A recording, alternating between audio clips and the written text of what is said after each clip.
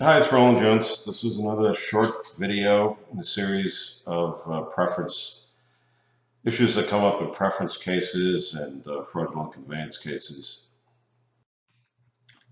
It's a 2005 case, Florida bankruptcy court level, and this case prevents a wrinkle on the issue of what's ordinary course. Ordinary course is one of the basic defenses to a preference case. But courts really struggle to determine what is ordinary course.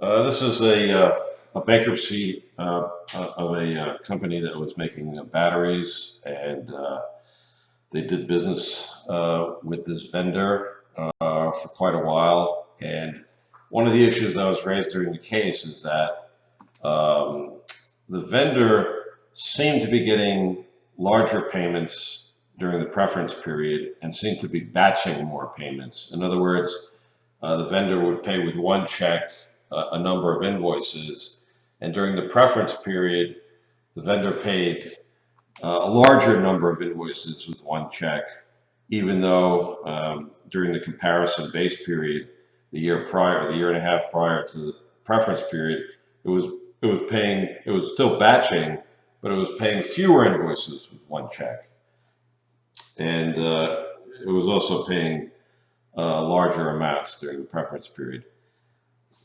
So the question is this enough to take it out of the ordinary course? I mean, it doesn't seem that much of a difference. They were batching during the comparison period prior to the 90-day period.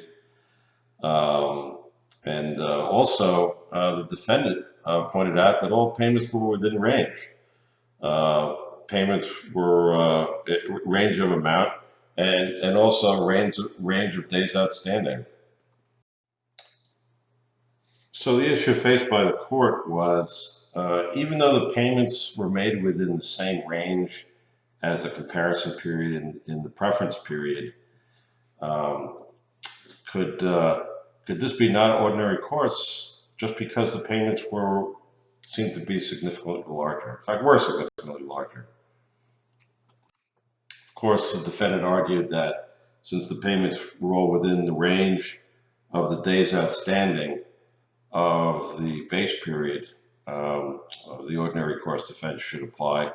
And also, since there was batching or lumping, as some courts call it, during the comparison period and during the preference period, it shouldn't make a difference that more invoices were paid at one time during the preference period. The defendant argued that that's not significant.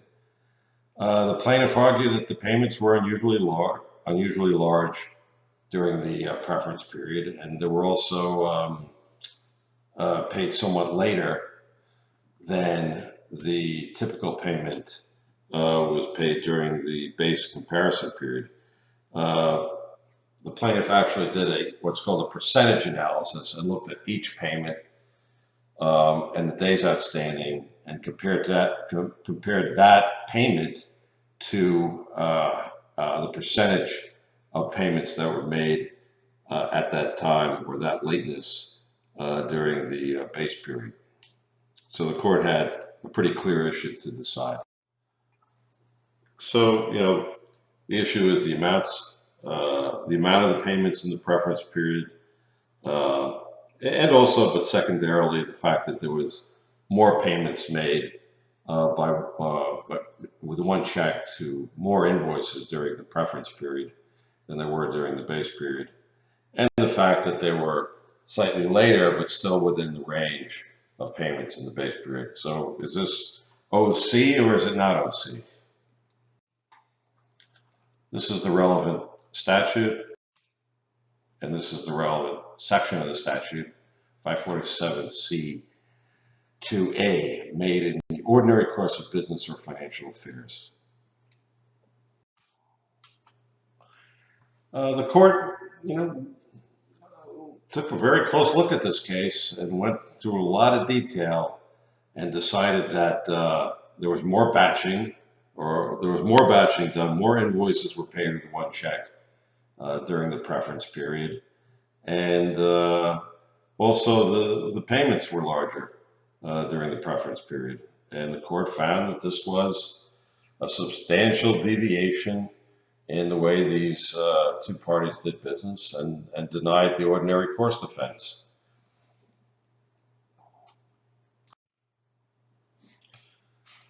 One conclusion here is that unusually large payments made during the preference period can be out of the ordinary course. Another conclusion is that if one invoice pays significantly more invoices during the preference period, that can also be a contributing factor to take it out of the ordinary course. But the biggest takeaway is that the range defense doesn't always work. Courts just don't buy it. Not all courts will buy it, put it that way.